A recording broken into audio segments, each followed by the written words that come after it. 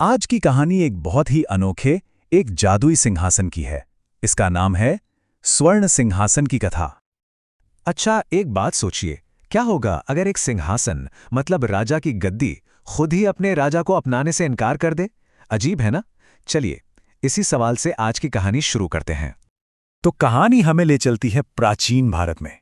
एक राजा थे, राजा भोज। उन्हें एक बहुत ही शानदार सोने का सिंहासन मिलता है। पर असली जादू तो अब शुरू होता है। जैसे ही राजा भोज उस पर बैठने जाते हैं ना, सिंहासन पर लगी 32 की 32 मूर्तियां, जी हां मूर्तियां, जिंदा हो जाती हैं और उन्हें रोक देती हैं।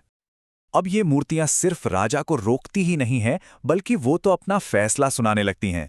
और यहीं से कहानी का वो हिस्सा शुरू होता है जिसे हम कह सकते हैं सिंहासन का न्याय।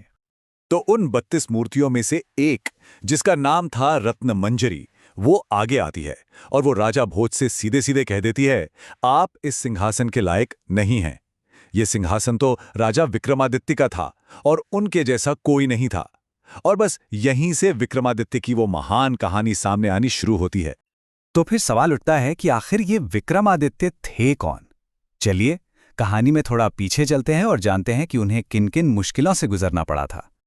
देखिए, विक्रमादित्य का जो परिवार था ना, वो थोड़ा पेचीदा था। उनके पिता राजा गंधर्वसेन, उनकी 4 रानियां थीं और चारों अलग अलग वर्णों से। अब जो ध्यान देने वाली बात है वो ये है कि विक्रमादित्य और उनका एक सौतेला भाई था शंख, ये दोनों क्षत्रिय रानी के बेटे थे, मतलब योद्धा।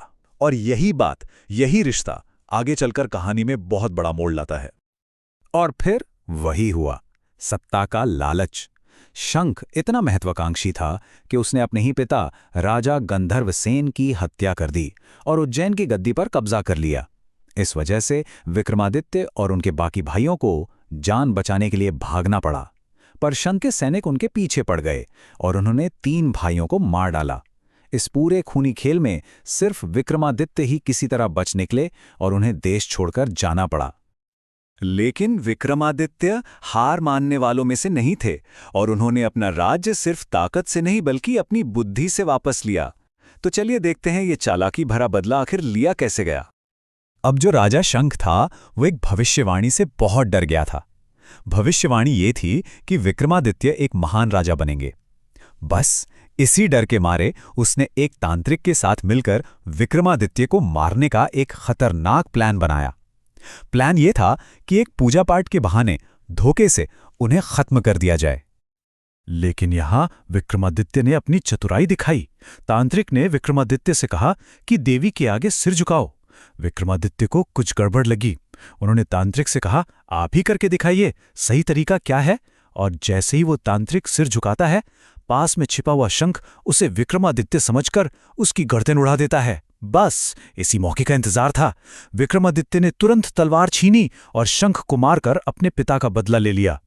तो शंख के खात्मे के बाद उज्जैन की पूरी तस्वीर ही बदल गई। कहां एक तरफ शंख का राज था जो सिर्फ हत्या और डर के दम पर चलता था, और कहां दूसरी तरफ विक्रमादित्य का शासन जो न्याय और लोगों की खुशी पर टिका था।